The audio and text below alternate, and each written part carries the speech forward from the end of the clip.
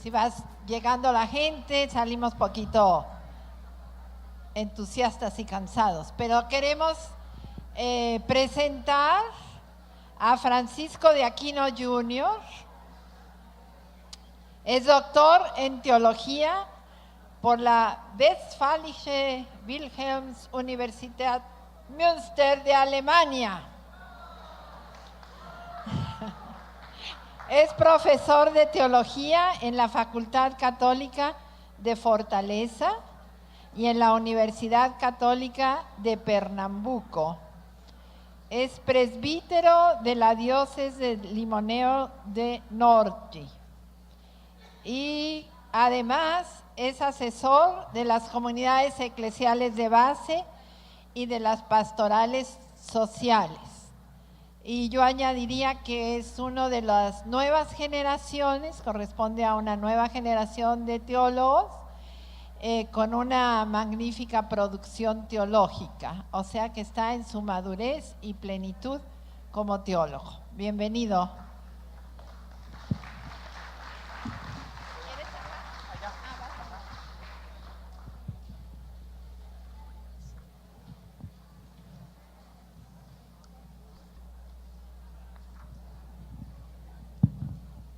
Buenos días.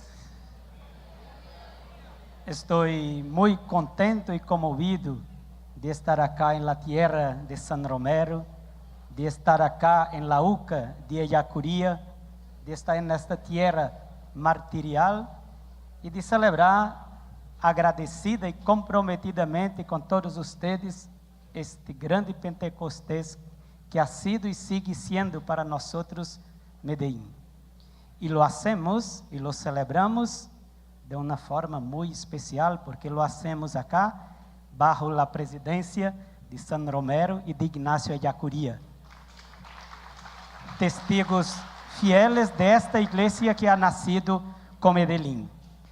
Bien, de Medellín se puede decir muchas cosas y acá ya se ha dicho mucho y se va a decir mucho más. A mí me toca hablar de un punto, pero de un punto que es fundamental en Medellín, un punto del cual ya se ha hablado mucho acá, sin el cual no se puede comprender la importancia y el impacto de Medellín en la iglesia y en la sociedad latinoamericana, y al cual hay que volver siempre. Y este punto es la parcialidad de Dios por los pobres, la centralidad de los pobres en la iglesia de Jesús, o aquello que se suele llamar, desde Puebla en especial, opción preferencial por los pobres, y que Aparecida lo caracteriza como una de las peculiaridades que marca la fisionomía de la iglesia latinoamericana y caribeña. Entonces, a mí me toca tratar de este punto, y lo voy a hacer primero enseñando cómo se ha llegado a esto, cómo Medellín ha llegado a la centralidad de los pobres. Y después, con una mirada hacia el presente y al futuro, recogiendo los clamores y las resistencias de los pobres en el día de hoy. Porque al final, Medellín no es un evento que ha pasado, pero es algo presente. Y aquello que está en el corazón de Medellín tiene que ver precisamente con la centralidad de los pobres en la iglesia. Entonces voy a tratar de este punto central en estas dos perspectivas. Primero, voy a hablar de la centralidad de los pobres en Medellín, cómo se ha llegado a esto, y luego a recoger algunos de los clamores y de las resistencias actuales. Primer punto, cómo Medellín ha llegado a la centralidad de los pobres en la iglesia. ¿Qué ha pasado en Medellín que no ha sucedido en el Concilio Vaticano II? Es verdad que no se puede entender la conferencia de Medellín sin el Vaticano II. Ella fue pensada y gestada como la recepción del concilio en América Latina, y en este sentido es hija y fruto del concilio, y presupone todo un proceso complejo y conflictivo de renovación teológico-pastoral desarrollado y desencadenado desde el Vaticano II. Pero no se trata de una traducción o aplicación mecánica del concilio en América Latina, como ya se lo dijo acá, sino más radicalmente se trata de lo que se suele llamar una recepción creativa del concilio, en la cual el dinamismo eclesial desencadenado por el concilio va siendo asumido y volviendo realidad en el contexto específico de un continente marcado por profundas desigualdades sociales y por un proceso creciente de toma de conciencia del carácter injusto de esta situación y de organización y lucha por su transformación. Este proceso de recepción creativa del concilio se da fundamentalmente acá a partir de una inserción de la Iglesia en la realidad latinoamericana y de un compromiso con los pobres y marginados y sus luchas por liberación. Esto significa decir que la recepción del concilio entre nosotros se da, uno, desde la intuición y del proyecto original de Juan 23, de diálogo de la Iglesia con el mundo, que encontró su mejor expresión en la Constitución Pastoral Gaudium et Spes y su teología de los signos de los tiempos, y dos, bajo su concreción histórica en términos de opción por los pobres. Son, desde mi punto de vista, las dos características más importantes y más determinantes del proceso de recepción del concilio en América Latina y que conviene examinar con más atención. Entonces, voy a tomar esas dos características de la recepción del concilio en América Latina: la inserción de la Iglesia en la realidad latinoamericana y su concreción histórica en términos de opción por los pobres. Varios autores han llamado la atención acerca de la importancia fundamental y decisiva de la Constitución Pastoral Gaudium et Spes y su incipiente pero fecunda teología de los signos de los tiempos en la Conferencia de Medellín y en todo el proceso de recepción del concilio en América Latina. En palabras de Victor Codina, la novedad genial de Medellín fue la de abordar la eclesiología del Vaticano II, no desde lo emergencio, como hicieron grande parte de los obispos y teólogos europeos del postconcilio, sino desde la Gaudium et Spes y de la teología de los siglos de los tiempos, que constituye la originalidad mayor del Vaticano II y de lo que Juan 23 deseaba del concilio. Esto ya aparece claramente en el tema de la conferencia: presencia de la Iglesia en la actual transformación de América Latina. Y se afirma con mucha claridad en la introducción del documento final de la conferencia. Empieza afirmando que la Iglesia latinoamericana reunida en esta conferencia situó en el centro de su atención el hombre de este continente que vive un momento decisivo de su proceso histórico, y con esto no se encuentra desviada, sino que se volvió hacia el hombre, consciente que para conocer a Dios es necesario conocer al hombre.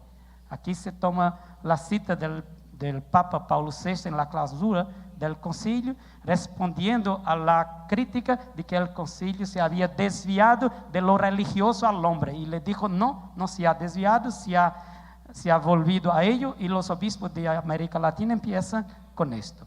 Después, en la introducción, se habla del momento histórico que se vive en América Latina, el ansia de emancipación y de liberación, y lo interpreta como un evidente signo del Espíritu.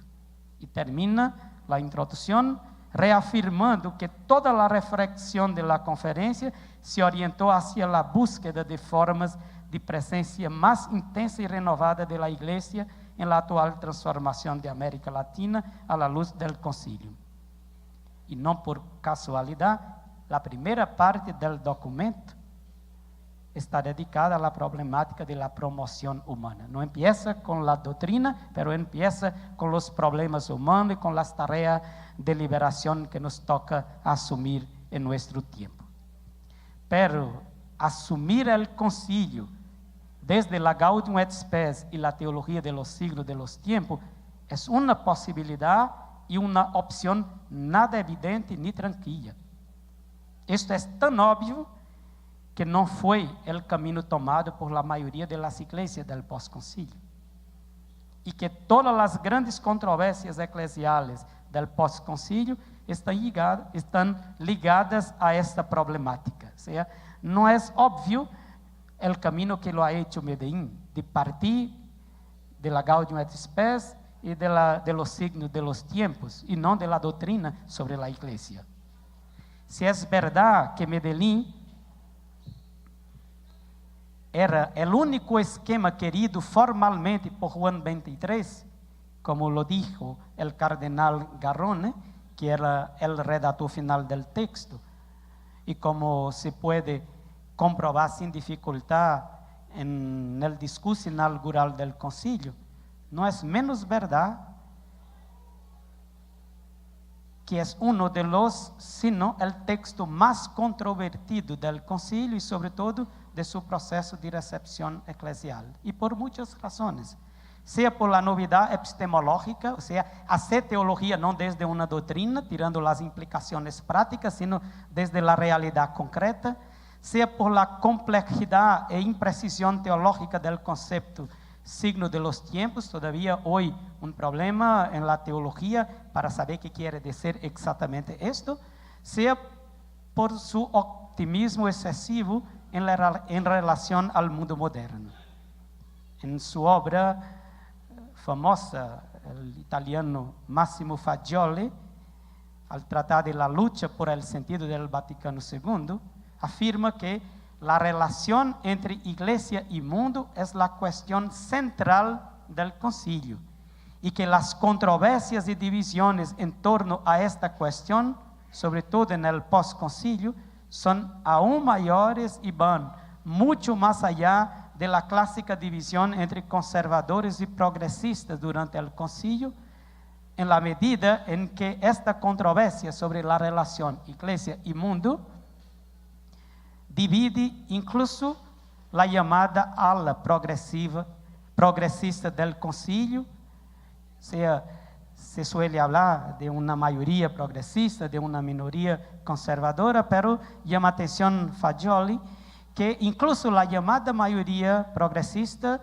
se ha dividido con el tema de la relación iglesia-mundo. Esto lo ha trabajado mucho el compañero Carlos Chiquendantes, que va a hablar todavía aquí entre nosotros, pero es interesante ver cómo no solamente la minoría conservadora tenía problema con esto, pero también la llamada ala progresista. Y yo quiero citar acá dos ejemplos desde Alemania, dos teólogos importantes en sentidos distintos del postconcilio, Ratzinger y Rane. Ratzinger, por ejemplo, afirma que la Gaudium et Spes fue el documento más difícil y también el de mayor éxito, que en razón de su forma y de la atención de sus afirmaciones, es el que más se aleja de la anterior historia de los concilios y permite percibir mejor que todos los restantes textos la peculiar fisionomía del último concilio. Afirma que fue considerado como el auténtico testamento conciliar y que la penumbra que hasta ahora reina en torno a la cuestión del auténtico sentido del concilio depende de estos diagnósticos y por tanto también de este documento. En el fondo se trata de saber si el concilio debe ser interpretado a partir y en función del diálogo con el mundo, desde la Gaudium et Spes, o de las declaraciones dogmáticas sobre la iglesia y la revelación, desde la Lumen Gentium o desde la Dei Verbum, por ejemplo, sin hablar del excesivo optimismo en relación al mundo moderno. Y aquí cito textualmente a Ratzinger: si se desea emitir un diagnóstico global sobre este texto, la Gaudium et Spes, Podría decirse que significó, junto con los textos sobre la libertad religiosa y sobre las religiones mundiales, una revisión del sílabus de Pío IX, una especie de antisílabus. Pero las dificultades y resistencia con ese documento no son exclusivas de Ratzinger y del grupo al que pertenece. Como ya lo dijo, Carlos Chiquendantes ha insistido y ha mostrado como en el contexto más amplio de la controversia franco-alemana, hasta Rane, aunque con diferencias significativas, expresó muchas reservas a este documento, sobre todo en lo que dice acerca de sus presupuestos y sus implicaciones epistemológicas.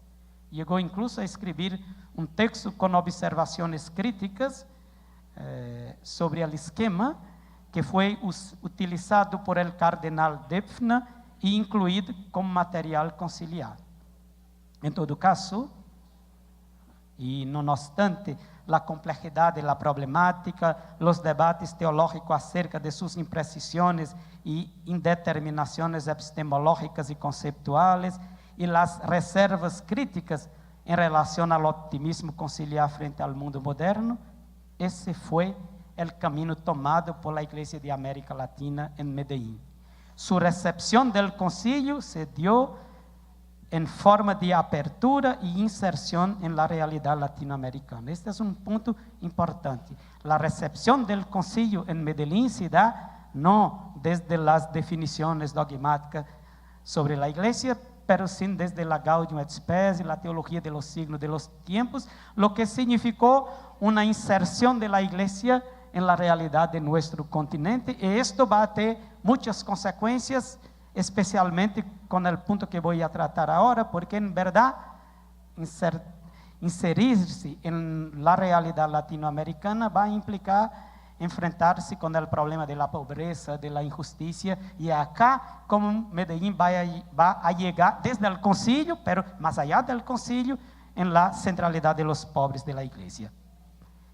El propósito fundamental del concilio de abertura al mundo y discernimiento de los signos de los tiempos, asumido por Medellín, adquiere características muy peculiares en América Latina, con repercusiones enormes en el conjunto de la Iglesia.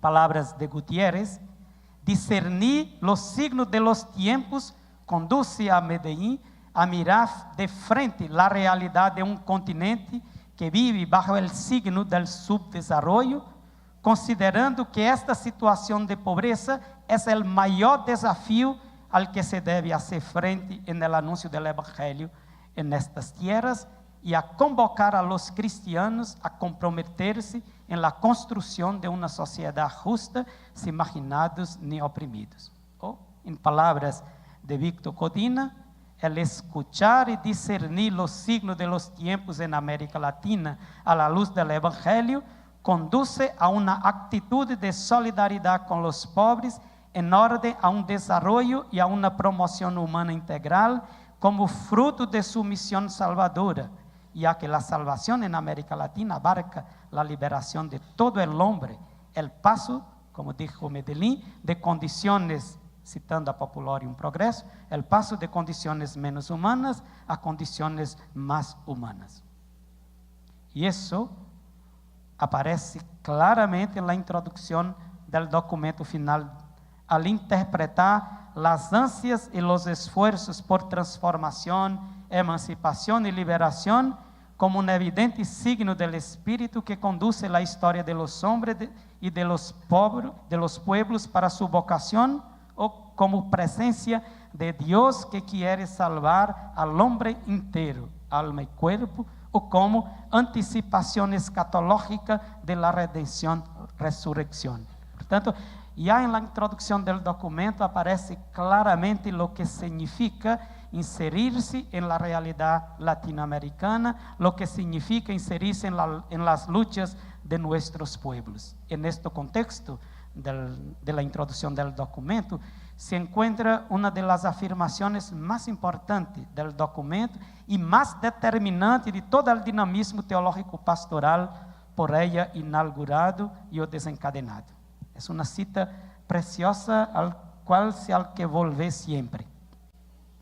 Así como antes Israel, el antiguo pueblo, sentía la presencia salvífica de Dios cuando lo liberaba de la opresión de Egipto, cuando lo hacía atravesar el mar y lo conducía a la conquista de la tierra prometida, así también nosotros, nuevo pueblo de Dios, no podemos dejar de sentir su paso que salva cuando se da el verdadero desarrollo que es para cada uno y para todos el pasaje de condiciones de vida menos humanas a condiciones de vida más humanas. De esta forma, Medellín asumió la perspectiva fundamental del concilio de apertura al mundo y discernimiento de los signos de los tiempos a partir de los pobres y de sus ansias y luchas por liberación, y así retoma la intuición de Juan 23 y de un grupo de padres conciliares de una iglesia de los pobres, y supera el eurocentrismo y el optimismo excesivo con la modernidad que caracterizan al concilio. Al tratar de los signos de los tiempos en términos de realidad social, y más concretamente en términos de transformación y liberación, Medellín retoma y desarrolla la intuición de Juan 23 de una iglesia de los pobres. Esta intuición, como se sabe, fue asumida por un grupo de padres conciliares que, aún ejerciendo una opresión espiritual y profeta significativa, permaneció siempre al margen del concilio y tuvo una repercusión muy tímida en los documentos conciliares. Pero este grupo de la iglesia de los pobres, este grupo ayudó a recuperar y dar visibilidad a lo que el cardenal Lercaro de Bologna denominó un aspecto esencial y primordial de la revelación y de la fe, y puso en marcha un proceso de renovación de la iglesia a partir de su relación esencial con los pobres. Y a pesar de las tensiones y controversias cada vez más intensas, eso será el punto fundamental y determinante del proceso de recepción del concilio en América Latina a partir de Medellín. Apertura al mundo y signo de los tiempos entre nosotros tiene que ver fundamentalmente con lo que se suele llamar desde Puebla opción por los pobres. Medellín vincula de tal modo signo de los tiempos y compromiso con los pobres, que los pobres aparecerán cada vez más como el signo de los tiempos por excelencia. No uno entre tantos, pero el signo por excelencia de los tiempos. Ciertamente hay muchos signos de la presencia de Dios en el mundo y es preciso estar atentos a ellos y discernirlos. Pero, como decía Ignacio Ellacuría, hay en cada tiempo uno que es el principal, a cuya luz se deben discernirse e interpretarse todos los demás.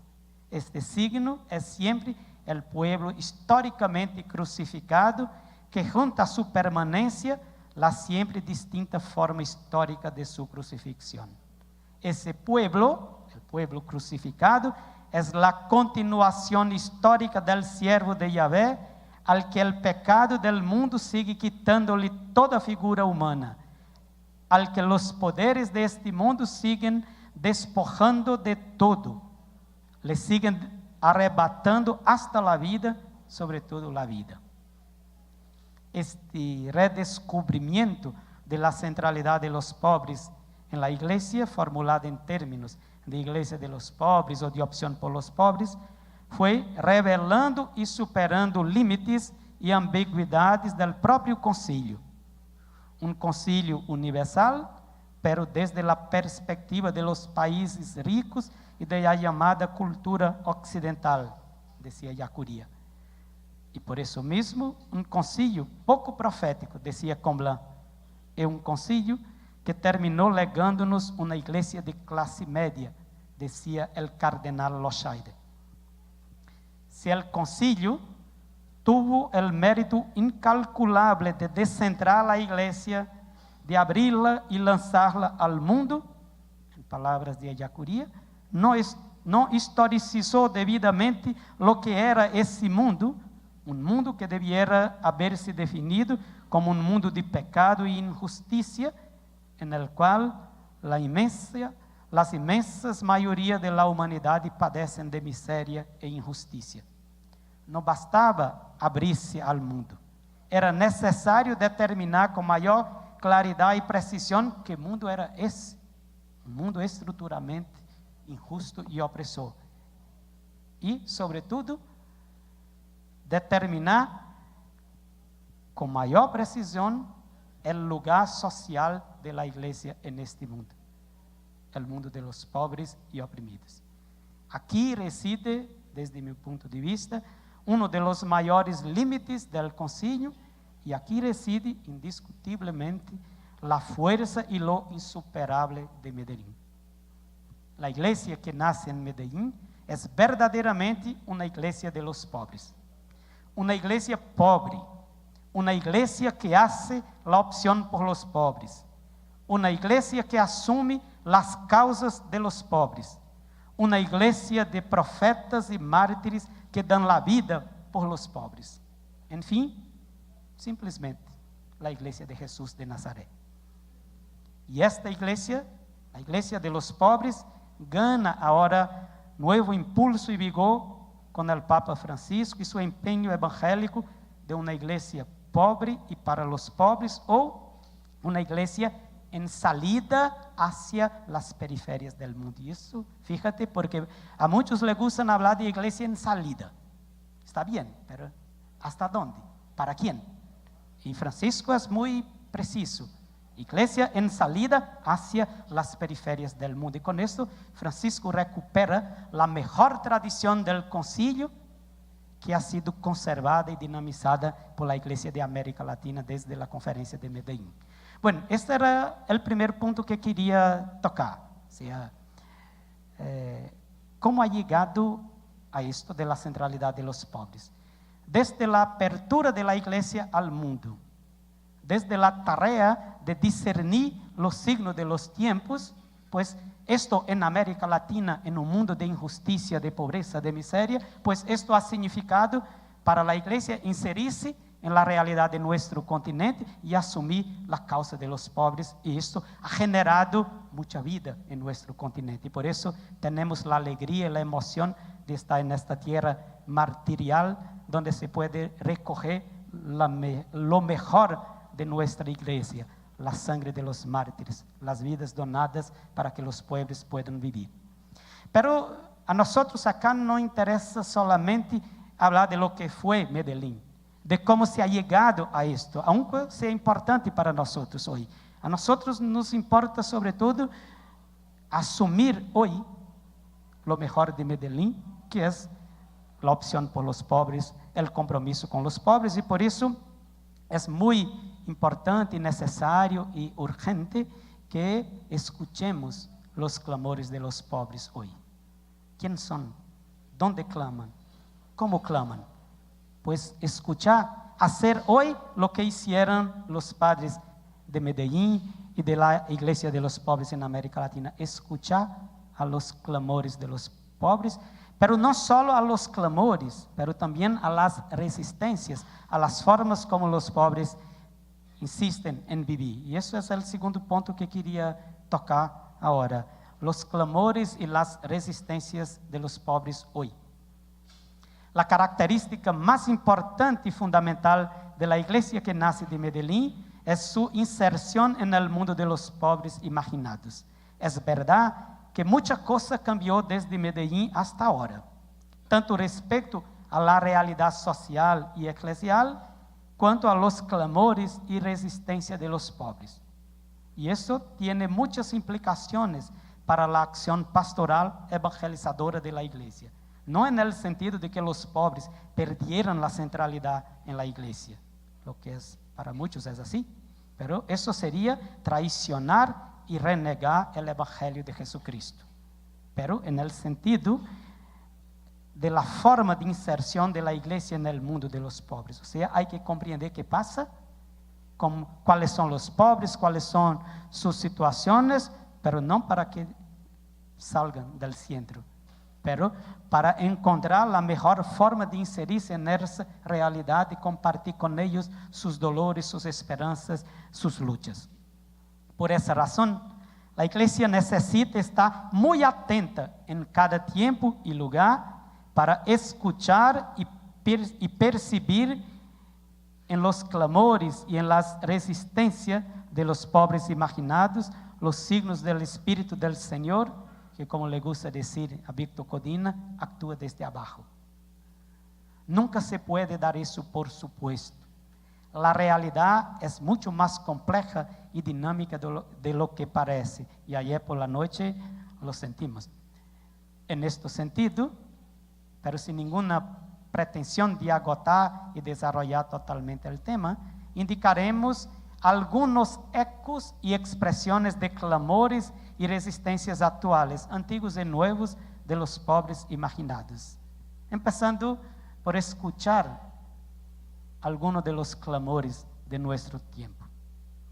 Vea, Medellín nace de la escucha atenta del sordo clamor y del grito que sube del sufrimiento de las mayorías pobres imaginadas de nuestro continente. Medellín nace de esto, de la escucha de este clamor. Y siempre de nuevo, y esto es actualizar Medellín para nosotros, es necesario escuchar ese sordo clamor y ese grito que sube del sufrimiento. Clamor, grito, ligado a distintas formas de injusticia, marginación e indiferencia. Antes que todo, y ahora voy a indicar algunos de estos clamores, y seguro que lo vamos a escuchar en cuanto lo hablo. Antes que nada, la profunda desigualdad social que caracteriza nuestro continente, nuestro mundo. Una injusticia que clama al cielo, en palabras de Medellín. En Medellín se volvió común hablar de estructuras injustas, de situación de injusticia, de violencia institucionalizada y también de la necesidad y urgencia de cambio de estructuras, de nuevas y renovadas estructuras y de un orden social justo. La palabra de orden ahí era transformación de la sociedad y eso movilizó amplios sectores de la iglesia y de la sociedad. Hoy, curiosamente, cuando eso se hace todavía peor, mucha gente, incluso de izquierda, mucha gente siente recelos de hablar de la transformación de la sociedad, de la transformación de las estructuras. Esta es cosa del pasado. Amplios sectores de la izquierda, por razones muy diversas, al reducir la política al arte de lo posible, terminaron reduciendo la agenda política de la izquierda, contentándose con políticas sociales afirmativas, importantes y necesarias, sin duda, y fortalecendo la tesis de que no es posible ninguna transformación más profunda de la sociedad. En cuanto de eso, y bajo el dominio del capital improdutivo, la desigualdad social crece alarmante y desenfrenadamente. El 0,7% de la población mundial detiene el 40,6% de la riqueza total del mundo, al paso que el 73,2% detiene apenas 2,4%. El 1% de la población tiene más riqueza que el 99% restante del planeta. 8 individuos poseen la misma riqueza que la mitad más pobre del mundo. 8 personas. Entre 88 y 2011, la renta del 10% más pobre aumentou cerca de $65.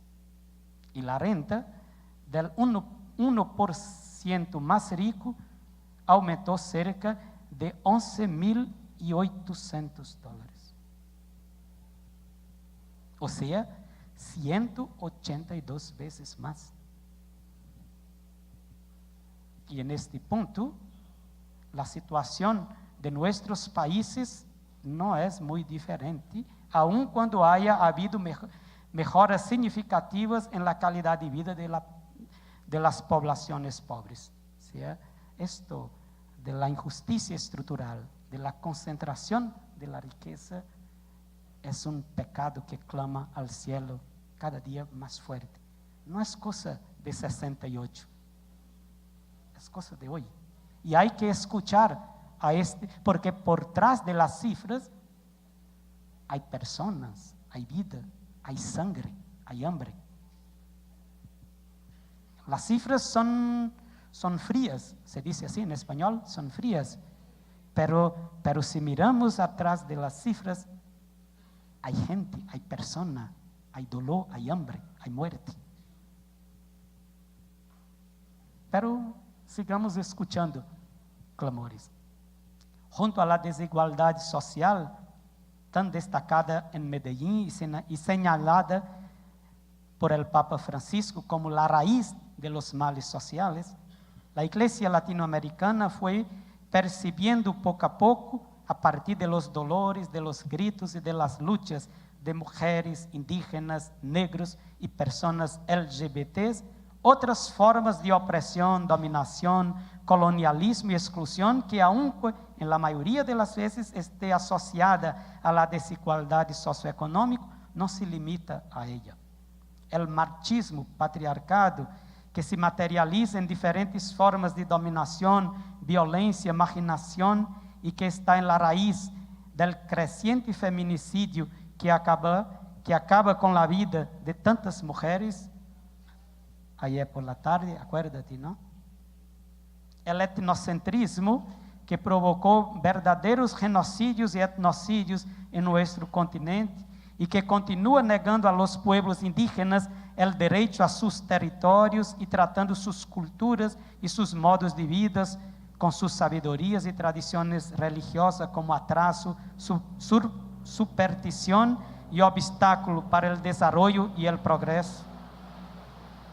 El racismo que esclavizó y asesinó a millares de negros, que demonizó sus culturas y tradiciones religiosas, que los liberó de las censalas para vivir en la miseria y que, camuflado por una falsa democracia racial, continúa marginando al pueblo negro al punto de ofender, disminuir a alguien, se haya transformado en nuestra cultura como sinónimo de tratar como negro, denegrir a alguien, disminuir a alguien es denegrir, es tratar como negro. Y la homofobia que causó y causa tanto sufrimiento interior, tanto preconcepto y exclusión social y eclesial, tanta violencia psíquica, espiritual, verbal y física, y que cada vez más el asesinato cotidiano con visos de crueldad a las personas LGBTs. Son clamores que suben desde las periferias del mundo. 3. A esos gritos se fue sumando cada vez más el grito de la naturaleza, de la tierra, expoliada y reducida a recurso y o instrumento de acumulación del capital, con consecuencias drásticas para los pobres que viven en las periferias y áreas de riesgos y para las futuras generaciones. Entre nosotros, en América Latina, ya está con nosotros Leonardo, ayudó muchísimo en el proceso de toma de conciencia y de movilización socioambiental a partir de la escucha del grito de la tierra. Y va a hablar para nosotros hoy. Su contribución más importante, desde mi punto de vista, su mérito mayor en este punto, tiene que ver con la percepción de que el grito de la tierra es inseparable del grito de los pobres y viceversa, que el grito de los pobres es inseparable del grito de la tierra. Él ayudó a construir una comprensión de ecología que articula el grito de la tierra con el grito de los pobres. Además, eso es el título de su obra más importante en el tema. Ecología, grito de la tierra, grito de los pobres. En la misma dirección, incluso con la ayuda de él, el Papa Francisco, en su encíclica Laudato Si, también ha destacado la necesidad de escuchar el grito de la tierra en el grito del pobre, como aparece en la encíclica Laudato Si, criticando toda forma de antropocentrismo despótico y de biocentrismo cínico. Francisco propone también una ecología integral que tiene como uno de sus ejes fundamentales la relación íntima entre los pobres y la fragilidad del planeta. De ahí su insistencia en que un verdadero abordaje ecológico siempre se transforma en un abordaje social, que debe integrar la justicia en los debates sobre el medio ambiente, para oír, y así lo dijo con Leonardo, tanto el clamor de la tierra como el clamor de los pobres. El grito de la tierra, el grito de los pobres. Y hay que escuchar eso, porque incluso en el grito de la tierra sale en la boca de los pobres, que viven en las áreas de riesgo, que son los que más sufren las consecuencias de toda esa destrucción del planeta. Por eso el grito de la tierra en la boca, en la barriga se dice en español, en la barriga de los pobres. Un otro punto donde el grito de los pobres suena hoy es el aumento de la violencia física directa, ligado a fatores de orden econômico, social, cultural, psicológico e aliada ao poder do tráfico e do crescimento do crime organizado, com índices alarmantes de assassinatos em las periferias de nossas cidades e entre as chamadas minorias sociais. É um lamento, grito, que a cada dia resuena com mais força e intensidade no extermínio de la juventude pobre e negra de nossas periferias, en el dolor y en el llanto desesperado de las madres que ven a sus hijos asesinados o que tienen que abandonar sus viviendas precarias por el orden del tráfico, o para no ejecutarlo en el feminicidio y en tantas otras formas. Ya sabemos que la violencia tiene muchos aspectos estructurales, culturales, pero la violencia directa es una de las llagas más grandes en las periferias de nuestras ciudades. Ya están me diciendo acá que falta 5 minutos, y por eso un otro punto, y ahora voy a pasar más deprisa, porque si no Socorro me quita de acá. El tema de la desolidarización del mundo actual, o sea, lo que Francisco tanto habla de la cultura de la insensibilidad, de la cultura de lo descartable. Y ya sabemos quiénes son los descartables de esta sociedad. Una cultura donde no tengo que ver con los otros, donde la vida de los demás no me importa. Bueno, yo podía seguir hablando de los clamores actuales, pero voy a utilizar un poquito el tiempo que me resta para hablar también de algunas resistencias. Y con esto conecto con la discusión de ayer, para saber que también hay resistencia, para saber que se hace frente al dragón, a la bestia del apocalipsis actual. ¿Dónde hay resistencia? ¿Dónde están los pobres buscando, luchando y haciendo la vida? En primer lugar, la lucha cotidiana por la vida. Y eso es verdaderamente una lucha para los pobres. Vivir para mucha gente es una lucha. Comer, trabajar, habitar, de salud es una lucha.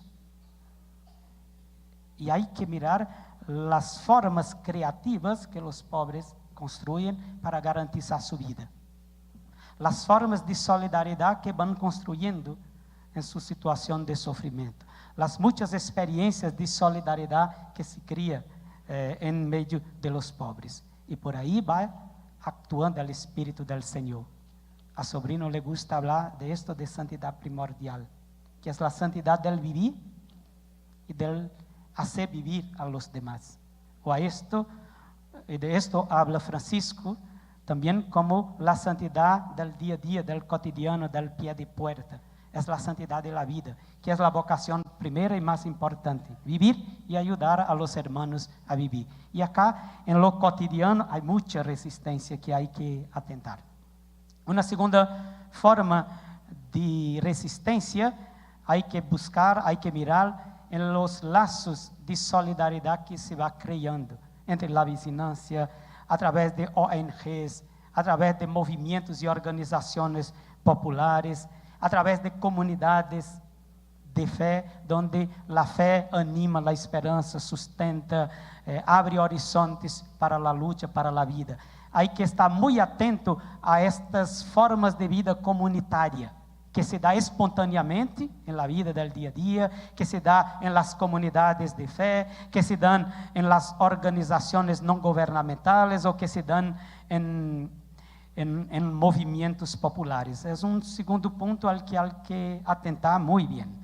En tercer lugar, más específicamente, las luchas y organizaciones populares, como organizaciones sociales más consecuentes por la lucha por la tierra, por el agua, por el aire, por los derechos de las mujeres, de los negros, de las personas LGBT, seja, tantos movimientos sociales donde se resiste, donde se lucha y se hace valer a los derechos de los pobres. Y en el tema de los movimientos sociales es muy importante estar atento a los encuentros del Papa Francisco con los movimientos populares. Ahí tiene una riqueza muy especial que nos ayuda a percibir que más allá de un dado político y social, ahí hay un dado espiritual. Las organizaciones y las luchas populares son más que organizaciones y luchas políticas. Son organizaciones y acciones espirituales donde el Espíritu del Señor actúa y va recreando la vida, liberando la creación y garantizando formas de vida. Un cuarto punto que es muy complejo hoy, pero que hay que atentar a esto, tiene que ver con los partidos políticos de izquierda. Vivimos un momento muy difícil en América Latina, hemos tenido experiencias de gobierno populares en varios países de América Latina, tenemos cosas muy valiosas de estas experiencias, pero tenemos muchos problemas. Y hay que enfrentarse con esto. Y no se enfrenta esto con un antipartidarismo, como a veces suele acontecer en muchos espacios nuestros. Bueno, vamos a cuidar de lo pequeño, de lo más cercano, y esto lo dejamos a la derecha, a la extrema derecha. Esto no es posible. Hay que enfrentarse con esto. En este punto incluso me llama atención que un congreso como este, en los muchísimos conversatorios que hay, no hay uno sobre política. En uno de los momentos más cruciales de la izquierda en América Latina, no hay un conversatorio para tratar de eso. Pero la política partidaria no es todo y no se puede absolutizar, pero es algo importante. No se puede instrumentalizar las organizaciones sociales por los partidos. Y ya lo sabemos qué significa esto. Y estando en El Salvador, podemos aprender muchísimo de eso con Naya Curía y Romero. Pero es algo al que hay que atentar y tomar en serio. Un último punto tiene que ver con la necesidad o con las experiencias de articulación continental y mundial de las fuerzas y organizaciones populares. Hay muchas redes de los movimientos populares, de sindicatos, de articulaciones, el Fórum Social Mundial y tantas otras, y esto va generando una solidaridad mundial, esto va fortaleciendo una globalización de la solidaridad y de la justicia. Y para terminar, porque mi tiempo ya ha llegado al final, me da 1 minuto, Socorro. Pues hablamos de la importancia de la Constitución Pastoral Gaudium et Spes y de su incipiente teología de los signos de los tiempos en el proceso de recepción del Concilio Vaticano II en Medellín. Hablamos de su concreción en términos de inserción en la realidad latinoamericana y más concretamente en términos de opción por los pobres. Y indicamos algunos ecos, expresiones actuales de clamores y resistencias. La pregunta que no quiere callar es: ¿hasta qué punto los pobres imaginados, con sus clamores y sus resistencias, continúan siendo la preocupación mayor de nuestra iglesia? Esta es una pregunta que no quiere callar. Si eso ya no fue aceptado de manera muy tranquila en Medellín y se fue volviendo cada vez más controvertido en las décadas del 70 y del 80, hoy, a pesar de la insistencia profética del Papa Francisco, parece algo extraño en nuestra iglesia que tiene cosas más importantes, más religiosas, más sagradas, más espirituales para cuidar. Habría que preguntar incluso hasta qué punto los clamores y las resistencias de los pobres y marginados están en el centro de las preocupaciones y del quehacer teológicos en América Latina. En todo eso, y ahora termino, Marta, en todo eso y a modo de conclusión, queremos insistir con Medellín que no basta reflexionar, conseguir más clarividencia y hablar. Es necesario actuar. La hora actual no dejó de ser la hora de la palabra, pero ya se transformó con dramática urgencia en la hora de la acción. Llegó el momento de inventar con imaginación creadora la acción que cabe realizar y que principalmente tendrá que ser llevada a cabo con la audacia del Espíritu y el equilibrio de Dios. Importa asumir hoy, con todas las consecuencias teóricas y prácticas, la centralidad de los pobres en la iglesia, sus vidas, sus clamores, sus esperanzas, sus resistencias y sus luchas. Y conviene recordar e insistir con el Papa Francisco que esto no es una tarea más, sino tal vez la más importante, porque los pobres son los destinatarios privilegiados del Evangelio, en sus vidas y en sus muertes. Como afirmaba San Romero, está en juego la gloria de Dios en este mundo. La gloria de Dios es el pobre que vive. Que vivamos de esta gloria y para esta gloria. Gracias.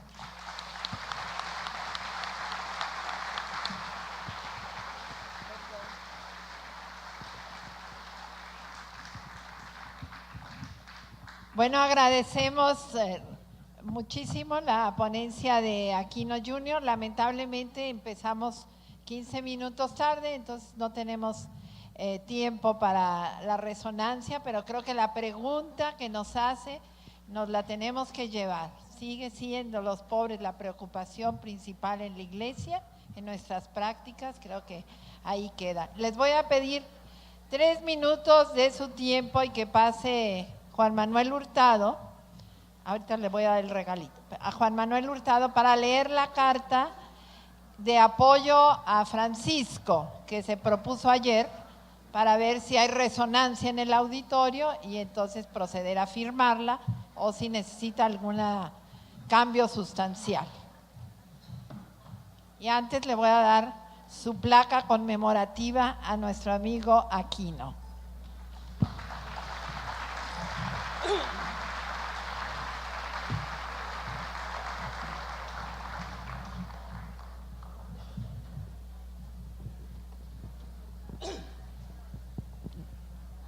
Buenas tardes, hermanos, hermanas.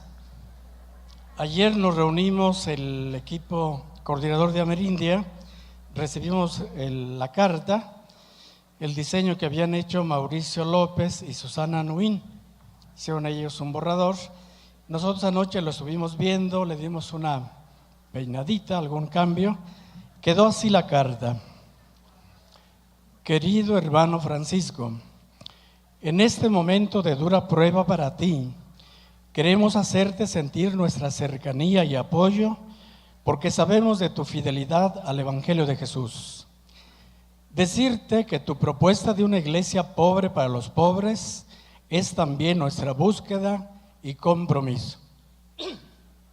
Amerindia, en su recorrido de 40 años en el continente, busca hacer presente los desafíos esenciales del Concilio Vaticano II y el magisterio latinoamericano desde una teología liberadora. En el tercer Congreso Continental de Teología Latinoamericana y Caribeña estamos reunidos más de 600 participantes, teólogos, teólogas y cristianos comprometidos en diversas áreas de la vida social y eclesial para profundizar los 50 años de Medellín y su actualización hoy.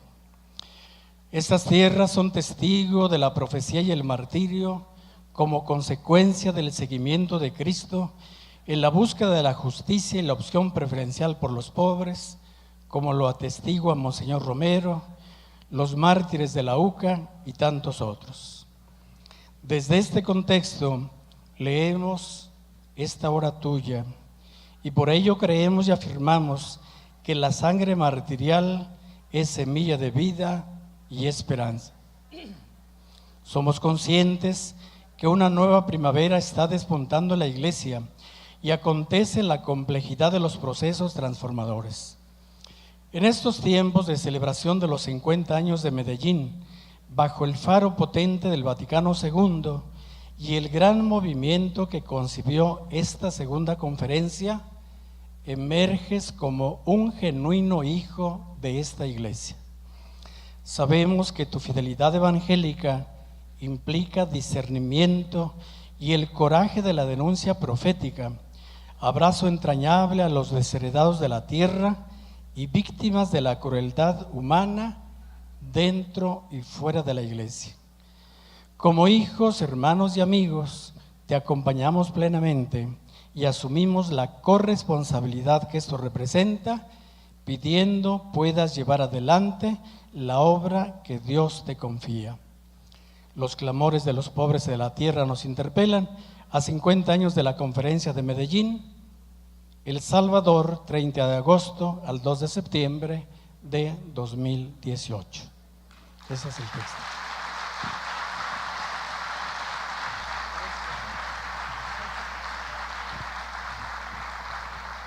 Creo que el aplauso es indicativo de que está aprobada la carta y después nos dirán la mecánica para que demos nuestras firmas. Ya están afuera, como siempre, eficientes. Lo siento mucho que tengo el rol de dragón y tengo que asustar con cositas técnicas. Primer aviso, hay un cambio de aulas por diferentes necesidades de dos grupitos. El conversatorio número 12 con Alfonso Murat y Tania Ávila, el clamor de la tierra y una ecología integral, cambia del aula 35 al aula P11. Es un otro edificio, allá los jóvenes ayudan, del aula T35 al aula P11. La razón que va a alegrarles es que Leonardo quiere participar en este conversatorio y no puede subir las gradas.